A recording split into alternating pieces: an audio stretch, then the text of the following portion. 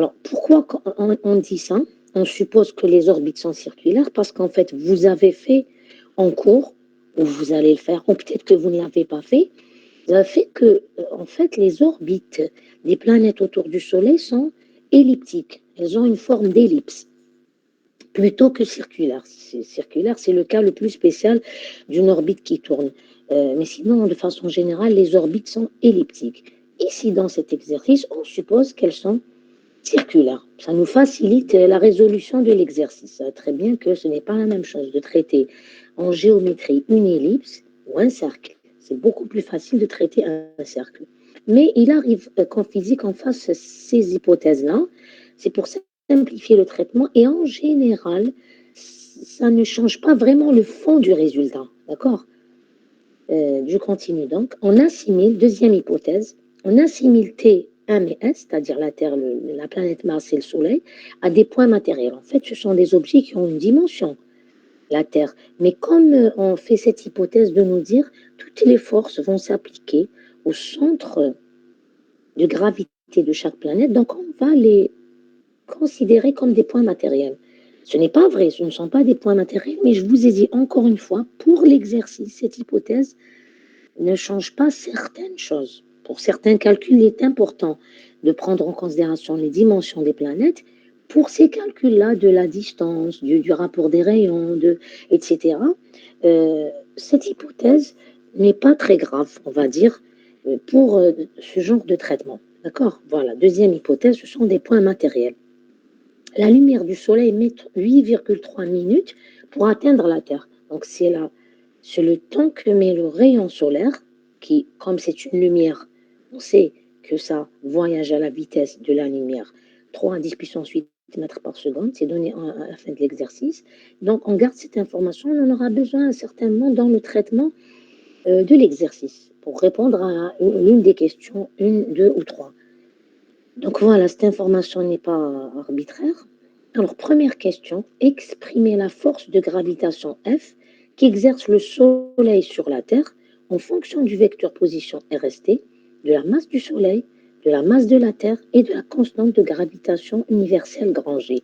On vous donne à la fin de l'exercice sa valeur, G égale 6,67, 10-11 MKSA. Alors, MKSA, ce n'est pas une unité, vous le savez, c'est le système international, c'est-à-dire lorsque la masse est exprimée en kilogrammes, que les distances sont exprimées en mètres, que le temps est exprimé en secondes et que la charge est exprimée en coulomb, ou si vous préférez, le courant est exprimé en ampères, mais en réalité, c'est la charge qui est une unité internationale, l'unité de la charge qui est l'unité internationale. Lorsque la charge est exprimée en coulomb, dans ce système-là, qu'on appelle le système international, eh ben, la constante de gravitation universelle vaut 6,67 10-11. Alors, elle a une unité. C'est juste que, comme on a des fois, on n'a pas envie d'écrire cette unité, ça peut être par exemple kilogramme multiplié par seconde au carré, divisé par mètre, bon, vous avez compris. Eh bien, on écrit MKSA, on s'en sort, ou on écrit unité internationale, voilà. Mais sachez qu'elle a une unité, cette constante possède une unité. Très bien.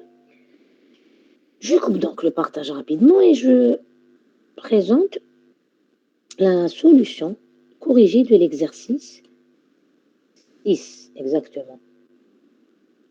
Alors, comme à chaque fois je le fais, le corrigé de cet exercice a été rédigé par l'un des enseignants de DMI, de la coordination MI, c'est-à-dire l'ensemble des enseignants de la coordination l'année passée. En tout cas, moi, je l'ai eu l'année passée. Donc, ce n'est pas moi qui l'ai rédigé. Mais comme l'année passée, on avait accès à ces corrigés, que moi, je faisais au fur et à mesure corriger des exercices à la main, ceux que je traitais, comme j'avais ça sous la main, ben, je me suis dit, il est bien fait, il est bien rédigé, je vais l'utiliser. Comme ce n'est pas interdit, la coordination nous l'a remis, me l'a envoyé, je précise juste que ce n'est pas moi qui l'ai rédigé. Voilà, je referme la parenthèse. Donc, mais je l'utilise comme support pour vous expliquer les choses. Voilà, le corrigé de l'exercice, comment on répond aux questions. Alors, donc, la première question, on nous demande d'exprimer la force qu'exerce le Soleil sur la Terre en fonction de toutes ces données-là. Elles sont notées ici. RST, c'est-à-dire le rayon, la distance qu'il y a entre le Soleil et la Terre, mais c'est le vecteur position. Hein. c'est un vecteur. RST, c'est-à-dire, c'est le vecteur qui est dirigé. Alors, en général, on considère que le Soleil, c'est le centre du mouvement. D'accord? Ça va très bien que quand je dis que la Terre tourne autour du Soleil, je peux prendre la Terre comme référence et me rendre compte que le Soleil aussi fait un mouvement par rapport à la Terre. Non. On considère que c'est le Soleil, le centre, et que c'est la Terre qui tourne autour. Voilà. Et donc, à ce moment-là, c'est comme si je prenais l'origine du mouvement comme étant le centre du Soleil, qui, de toute façon, dans cet exercice, a été considéré comme point matériel. Donc, à partir de ce centre, quand je trace un vecteur position R, je l'appelle RST, ça veut dire il relie le Soleil et la Terre, et le module de ce vecteur, c'est la distance entre le Soleil et la Terre, c'est justement ce RST vecteur. MS, bien sûr, vous avez compris, c'est la masse du Soleil, MT, celle de la Terre, grand G, c'est la constante de gravitation universelle, et c'est tout.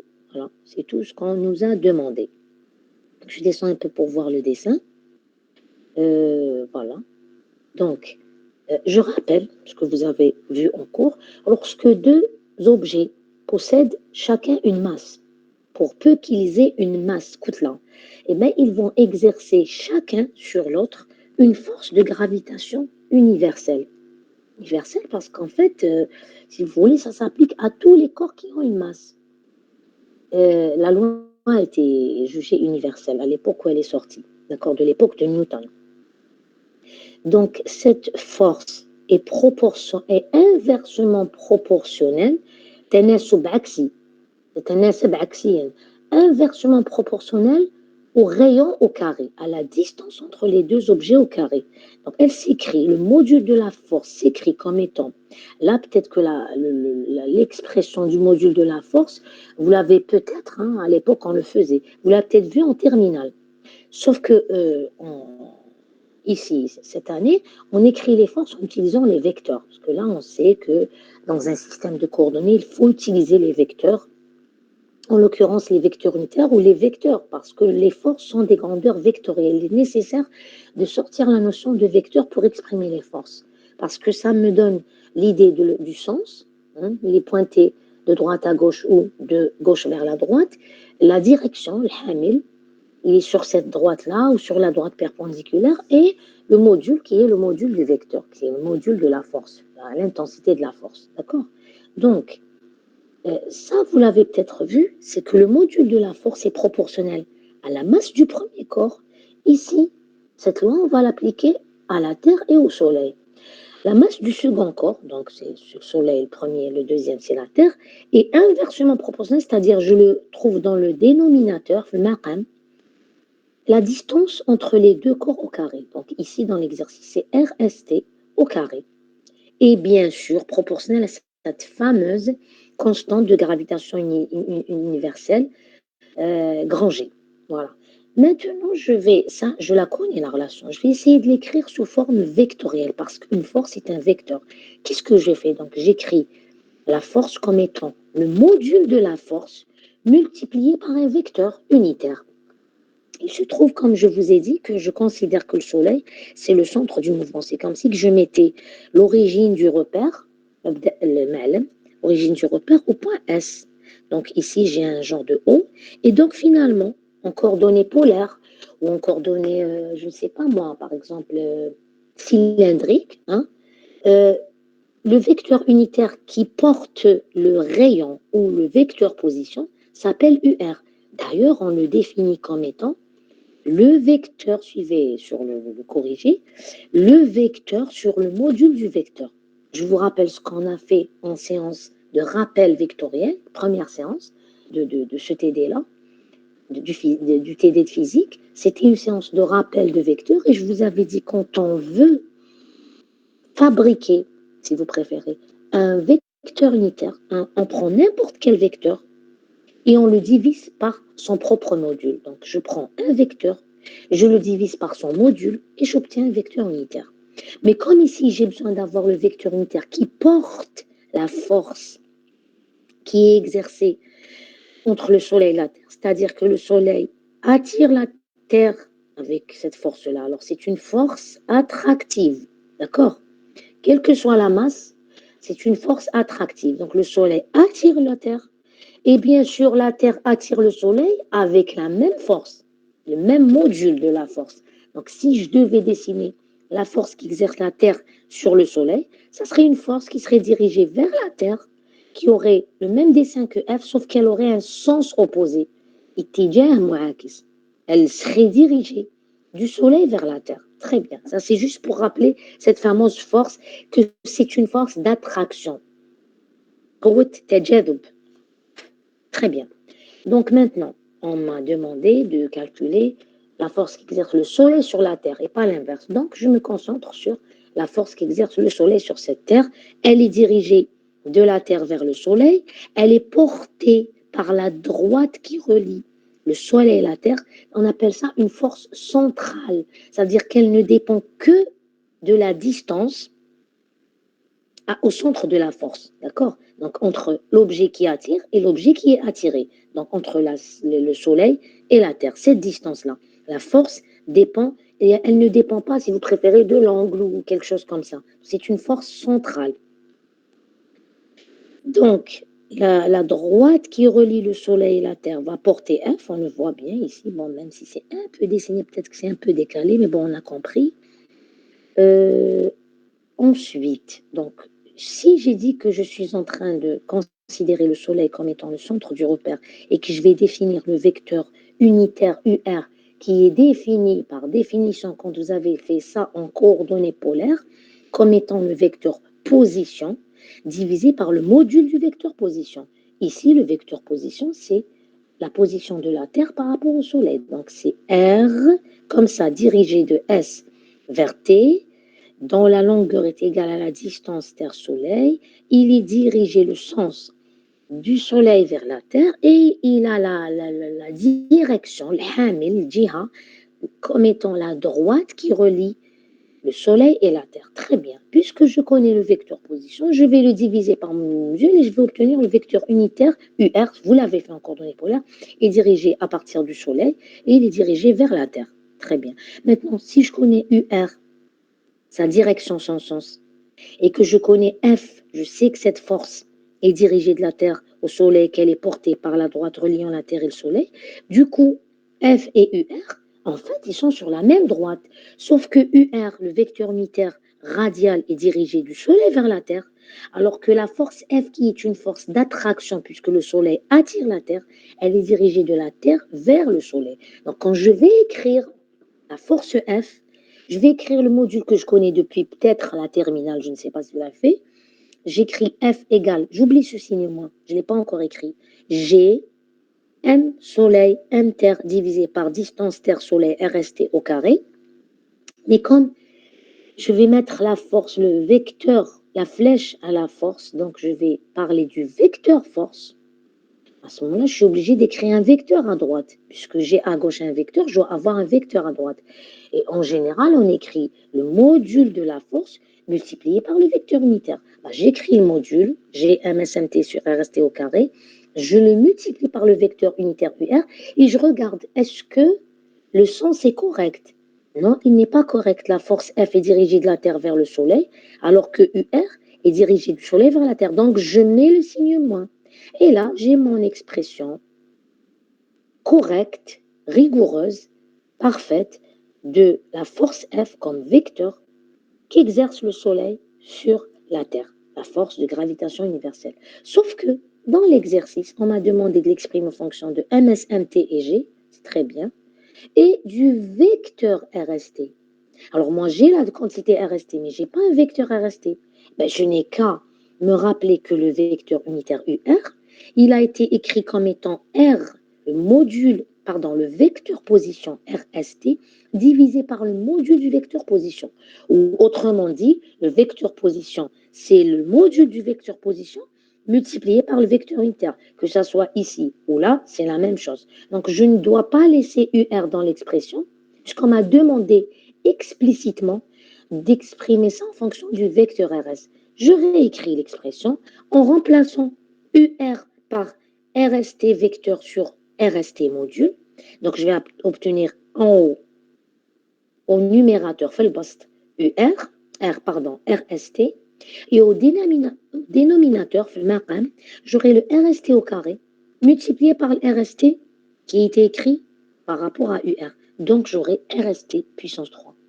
Donc, finalement, c'est la réponse à la question qui me demande de l'exprimer en fonction du vecteur position RST. Regardez, du vecteur position. Donc, si on m'avait dit de RST, cette relation serait exacte. Vu que j'explique c'est quoi UR, quand vous écrivez ça, il faut obligatoirement rappeler que UR, c'est RST sur RST pour que toutes vos constantes, vos grandeurs dans la formule, dans cette relation, soient définies. D'accord? Et puis, donc, finalement, ce qui est encadré, surligné en jaune, c'est ce qu'on m'a demandé d'exprimer en question 1. Mais ce qui est ici est également juste.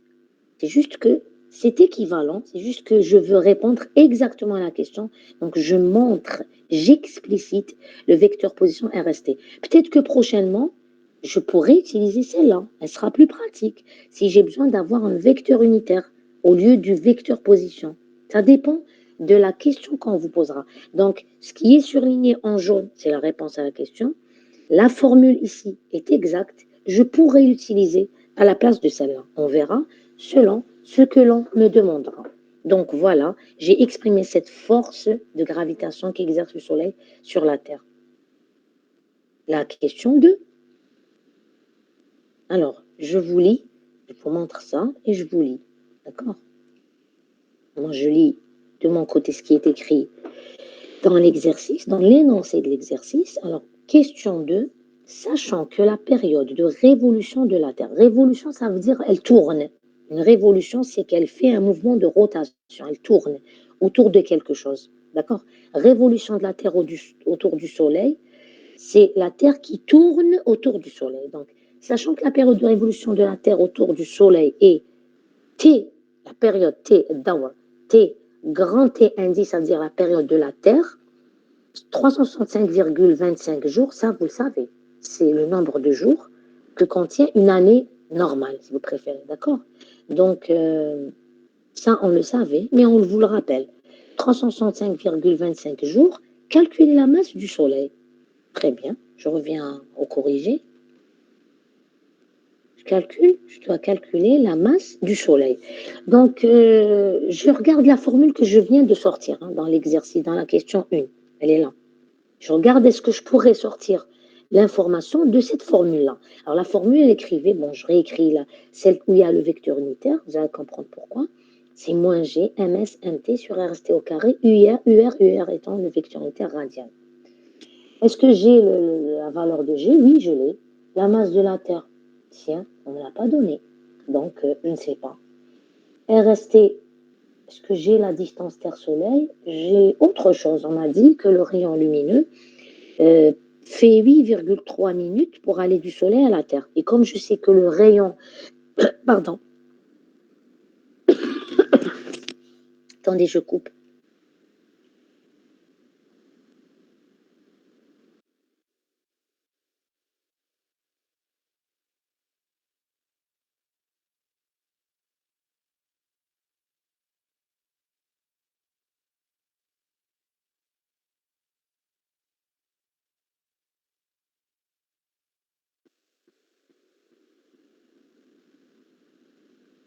Voilà, excusez-moi. Donc, je n'ai pas la masse de la Terre. Bon, je peux avoir la distance Terre-Soleil.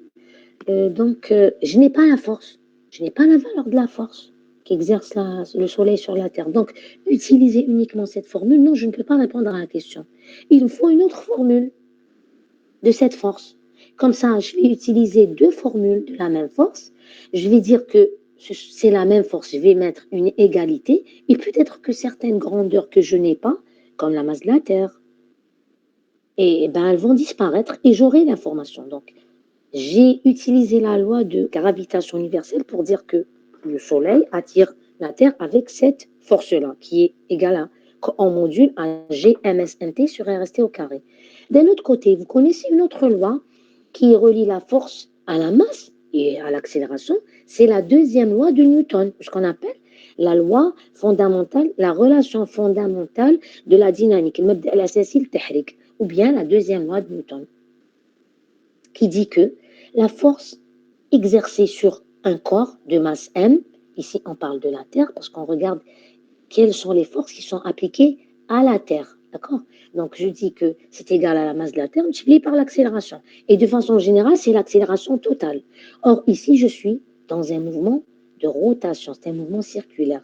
Donc, quelles sont les coordonnées que je vais utiliser? Est-ce que je vais utiliser les coordonnées cartésiennes? Non, tout simplement parce que j'ai déjà utilisé pour exprimer la force le vecteur unitaire radial. Et comme ce sont des forces centrales, la force gravitationnelle est une force centrale, dépend du rayon.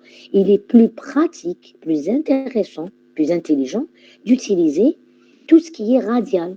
Donc, dans les coordonnées polaires, je peux avoir UR, mais pas que les coordonnées polaires, puisque dans la force centrale, il n'y a pas d'angle, ça ne dépend pas de l'angle.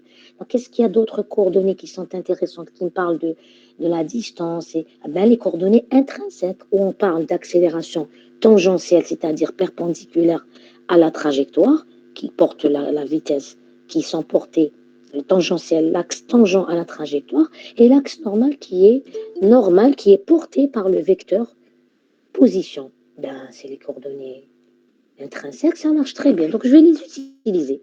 Ça marche surtout que pour les coordonnées, pour un mouvement circulaire, l'accélération normale est très intéressante, facile à exprimer, d'accord? Puisque le rayon de courbure est exactement égal au rayon du cercle. Donc, c'est vraiment propice, c'est intéressant, c'est pratique. J'utilise donc la force. Alors, normalement, la loi de Newton, elle dit somme des forces appliquées à la Terre. Mais comme la Terre ne se trouve dans cet exercice, on suppose qu'elle est sujette uniquement à l'attraction du Soleil, donc il y a uniquement la force d'attraction du Soleil. Donc, somme des forces est égale à cette force-là d'attraction, la force d'attraction qui exerce le Soleil sur la Terre. Donc, j'écris que F, somme des forces, c'est uniquement F, donc c'est F, est égal à MTA. Et je précise que cette accélération totale dans un mouvement circulaire en coordonnées intrinsèques, c'est l'accélération tangentielle AT plus AN. Ensuite, au lieu d'écrire AT vecteur plus AN vecteur, je précise, c'est AT, valeur algébrique, multipliée par le vecteur unitaire UT, tangent à la trajectoire, plus AN,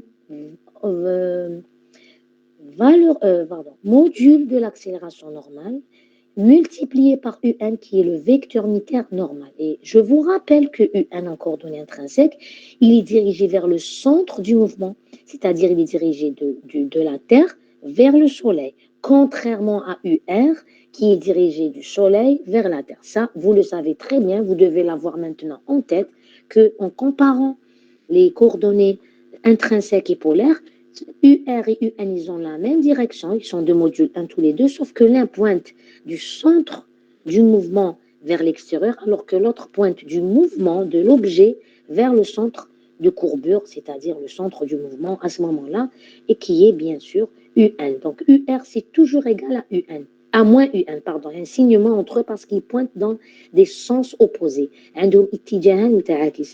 bien. Ça, c'est un petit rappel. Maintenant, cette relation que vous voyez là, F égale MTA égale à MTATUT plus MTANUN, pardon, je vais la projeter. C'est une relation vectorielle, je vais la projeter sur les axes. Les axes, les coordonnées. J'ai utilisé les coordonnées intrinsèques, donc les axes de projection sont l'axe normal porté par le vecteur unitaire UN et l'axe tangentiel, NMS, porté par le vecteur unitaire UT, U tangentiel. Très bien. Donc, je commence par projeter sur l'axe tangentiel. Regardez le dessin. Un petit peu. Voilà, ça gêne toujours. Alors, UT, dans un mouvement de façon générale, c'est le vecteur qui est tangent à la trajectoire en chaque instant. Mais si la trajectoire est circulaire, le vecteur tangent à la trajectoire en un point, c'est le vecteur ou la droite ou le mustaqim qui est perpendiculaire au rayon. D'accord? Donc c'est facile de tracer la tangente. C'est le vecteur perpendiculaire au rayon. Et ici, le rayon, c'est la distance Terre-Soleil. Même si le cercle n'est pas très bien tracé dans la figure, en fait, c'est une ellipse, c'est la réalité, parce que le mouvement Terre-Soleil, le mouvement de la Terre est elliptique, mais en vérité, dans cet exercice, on a supposé que c'est un cercle. Donc, imaginez que je suis en train de vous parler ici d'un cercle, parce que c'est l'hypothèse de l'exercice. Donc, pourquoi je dis ça, pourquoi je suis en train de vous dire que le vecteur unitaire tangentiel UT est perpendiculaire au rayon? Parce que je vais projeter. Et quand je vais projeter cette relation sur l'axe UT, alors, qu'est-ce que je vais voir? La force, elle, je vais projeter la force qui est portée par le rayon sur la droite, ici l'axe UT, la droite qui porte le vecteur tangent à la trajectoire, qui est perpendiculaire au rayon. Donc, je projette un vecteur sur un axe qui lui est perpendiculaire. Eh bien, j'obtiens 0. Donc, quand je projette le côté gauche de la relation, le membre de gauche, taraf al-aysar, F, sur l'axe tangentiel, je trouve 0. Maintenant, je projette le côté droit, le membre de droite de l'équation, taraf al-ayman. Je vais projeter donc MT ATUT plus MTANUN. Quand je projette ATUT sur UT, c'est-à-dire la composante tangentielle sur l'axe tangentiel, eh bien j'obtiens MTAT, parce que UT c'est le vecteur. Quand je projette, je mets les valeurs algébriques. Le vecteur, il a été simplifié des deux côtés. Mais quand je viens projeter UN, qui est le vecteur porté par le rayon, donc le rayon du cercle qui est perpendiculaire à UT, je vais obtenir 0. Projeter un vecteur perpendiculaire à une droite sur cette droite donne 0. Donc 0, c'est MTAT plus 0. Très bien. La même relation, je vais faire la même chose et je vais projeter la relation F égale MTATUT plus MTANUN sur l'axe UN, c'est-à-dire l'axe sur le vecteur, sur la droite portée par UN, c'est-à-dire le rayon, c'est-à-dire la droite reliant le Soleil à la Terre. Très bien. Alors le F, la force, elle est sur cette droite. Donc quand je vais la projeter dans le membre de gauche, elle va donner F, puisqu'en plus, elle est dans la même direction que UN, donc ça sera plus F. À droite, je vais projeter AN, UN sur UN, ben, il est porté, donc je vais trouver MTAN. UN, bien sûr, c'est le vecteur, donc quand on projette, on prend uniquement les valeurs algébriques, MTAN. Et UT, je projette un vecteur unitaire perpendiculaire à UN sur UN, et ben je trouve 0. Donc F, c'est 0 plus MTAN. Très bien, j'ai fait la projection. Alors, de la première relation, 0 égale MTAT. Bon, la masse n'est pas nulle, ça veut dire que c'est l'accélération tangentielle qui est nulle. AT égale 0, donc V égale constante. Pourquoi? Pourquoi, quand j'ai écrit AT égale 0, j'en conclus que V égale constante? Je vous rappelle que AT, c'est la dérivée du module de la vitesse, je suis en train de le noter, de la vitesse par rapport au temps. AT, c'est d du module de V sur dt. Quand AT est égal à 0, ça veut dire la dérivée du module de la vitesse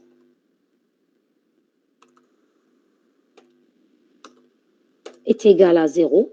Et une quantité dans la variation est nulle, ça veut dire que la quantité, tout simplement, alors qu'est-ce que ça veut dire une quantité dans la variation est nulle? Elle ne varie pas. Comment est cette quantité? Ouais, j'attends vos réponses. Oui. J'ai pas entendu, excusez-moi. La question, quand une quantité, la dérivée d'une quantité est nulle, ça veut dire que la quantité ne varie pas dans le temps. Ça veut dire que cette quantité est comment? Constante. Très bien, voilà. Même si ça vous paraît simple, mais je préfère l'entendre de votre part. Voilà. Ça veut dire que V, voilà pourquoi quand j'écris, ça je vous l'ai expliqué, le point, quand j'écris que AT égale 0, donc V égale constante, vous allez passer dessus, et après quand vous arriverez à la révision, vous dites, tiens, comment on a conclu ça? Eh bien, pourquoi? Ben, c'est écrit dans l'espace chat. Parce que AT, je reviens toujours aux définitions des choses. L'accélération tangentielle, c'est la variation du module de la vitesse. Lorsque cette variation est nulle, ça veut dire que le module de la vitesse ne varie pas dans le temps. Je vous dis, la variation toujours par rapport au temps. eh bien, ça veut dire que la quantité qui ne varie pas par rapport au temps est constante. Quand un module d'une vitesse est constante, comment on appelle le mouvement dans ce cas-là? Comment on dit d'un mouvement dont la vitesse est constante? Il est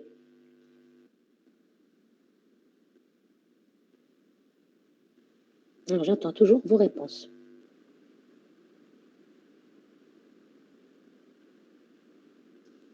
Ça serait bien de participer, comme ça je ne fais pas un monologue.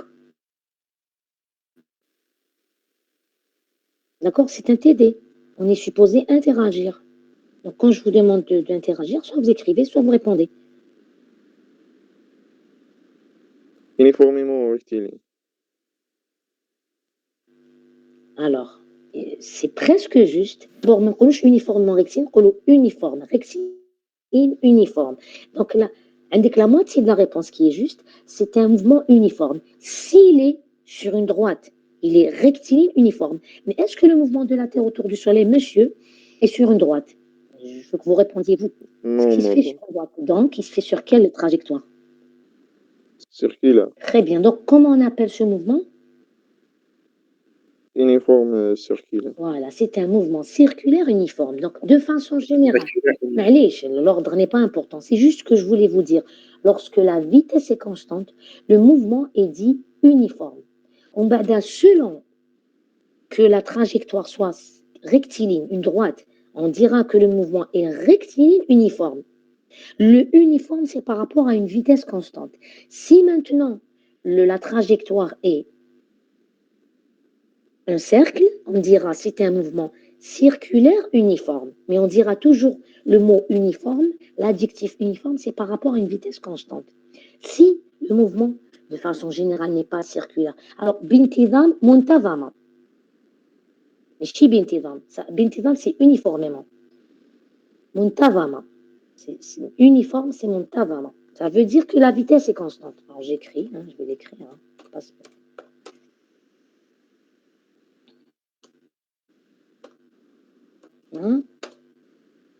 Vitesse constante. Voilà.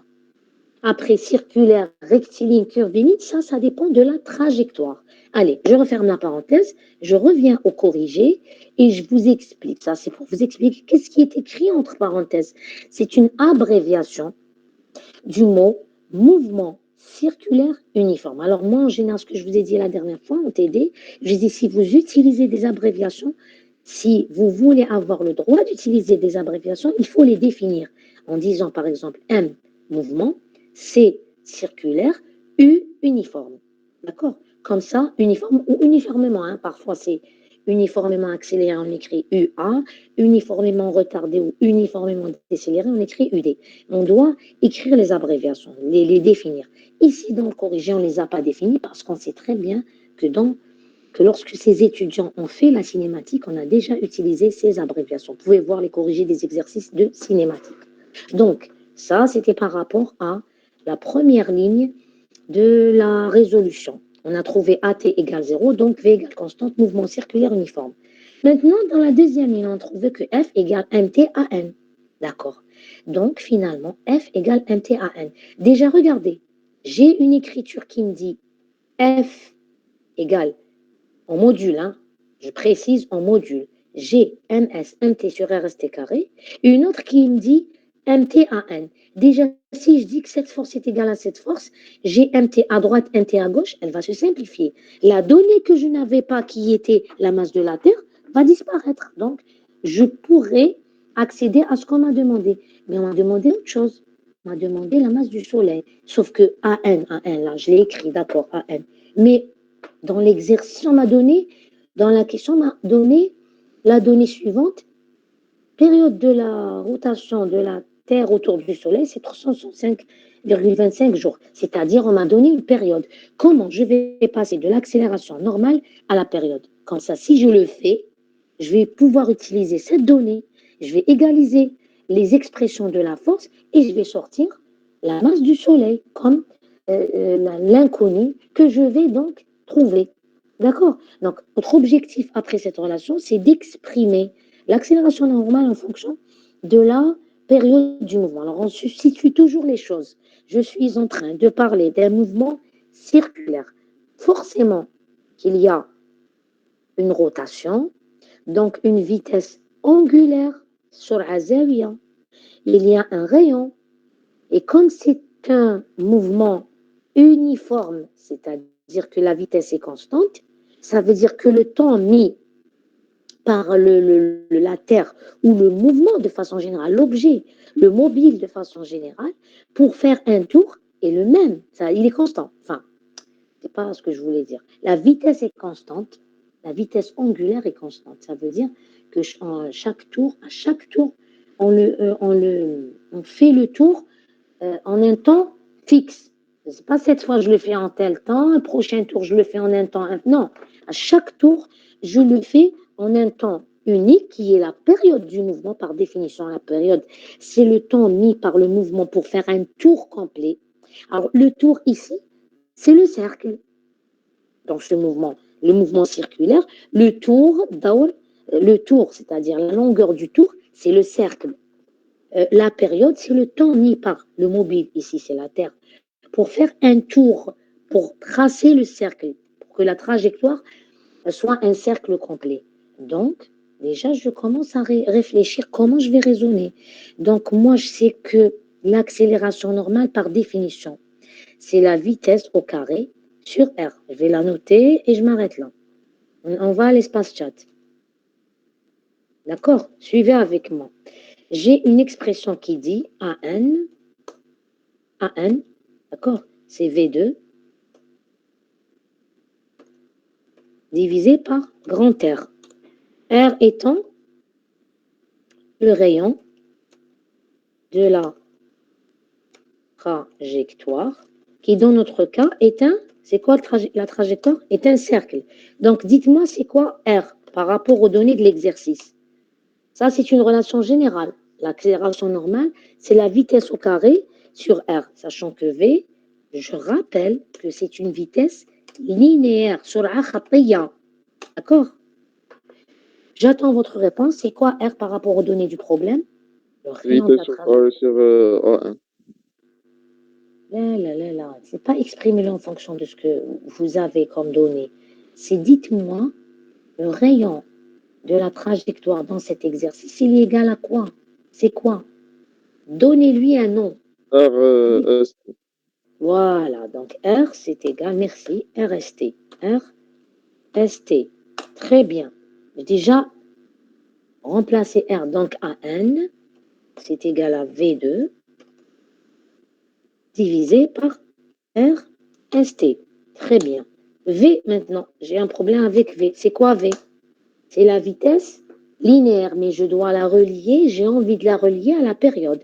Donc déjà, une vitesse linéaire dans un mouvement circulaire, c'est pas la meilleure façon de décrire un mouvement circulaire. On n'utilise pas en général la vitesse linéaire. Oméga. Alors je fais la relation, j'écrivais en fonction de oméga. Déjà, on avance. Là. Et c'est quoi la relation entre la vitesse linéaire et oméga? Alors c'est quoi oméga, précisément? Pour le rappeler à vos camarades, c'est quoi oméga? dθ sur dt. Donc c'est une vitesse Angulaire. Voilà, sur Zawiya. D'accord, dθ sur dt, mais à la limite, on n'a pas besoin d'utiliser θ, d'accord? C'est pas grave, alors dθ sur dt, d'accord? Mais c'est surtout, gardez, c'est une vitesse angulaire. Je l'écris en... Ça veut dire c'est égal à quoi? Maintenant que vous avez relié la vitesse, on n'a pas encore écrit la relation. Quelle est la vitesse entre la... Pardon. Quelle est la relation entre la vitesse linéaire sur al-khatiyya et la vitesse angulaire sur al-zawiya? Quelle est la relation? Allez, vite. C'est des notions de terminale. Hein. Allez, vite, on va voir ceux qui se rappellent.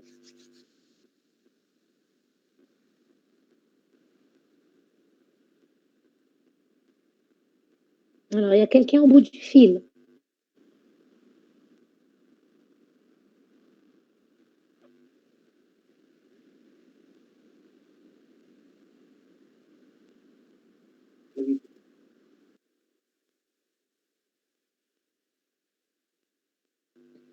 Je n'ai pas entendu. Écrivez sur l'espace chat, si vous pouvez. Sinon, répétez ce que vous avez dit.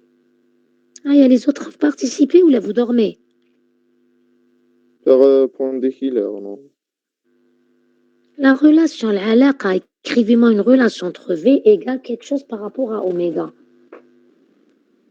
Alors, la vitesse, elle s'exprime en mètres par seconde, d'accord? La vitesse angulaire, elle s'exprime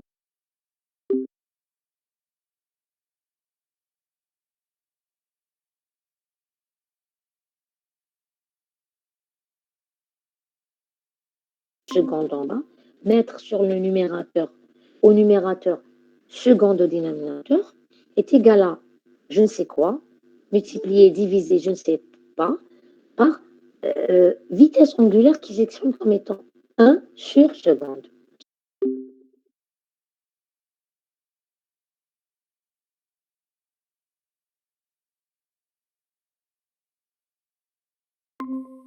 Alors, si vous ne répondez pas, je coupe la séance, hein, je vous le dis tout de suite.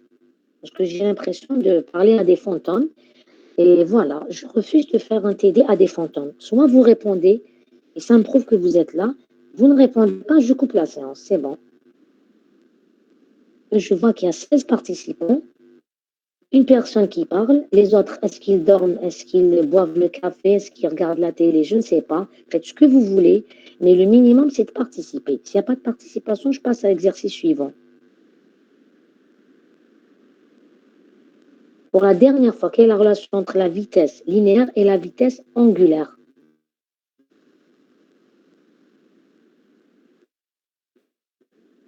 Madame, on l'a pas fait au lycée, donc... Vous me dites touche de l'âme. Vous en sortez pas avec cette On réponse. l'a pas fait en terminale. Bon, à part la terminale, frère, MI première année.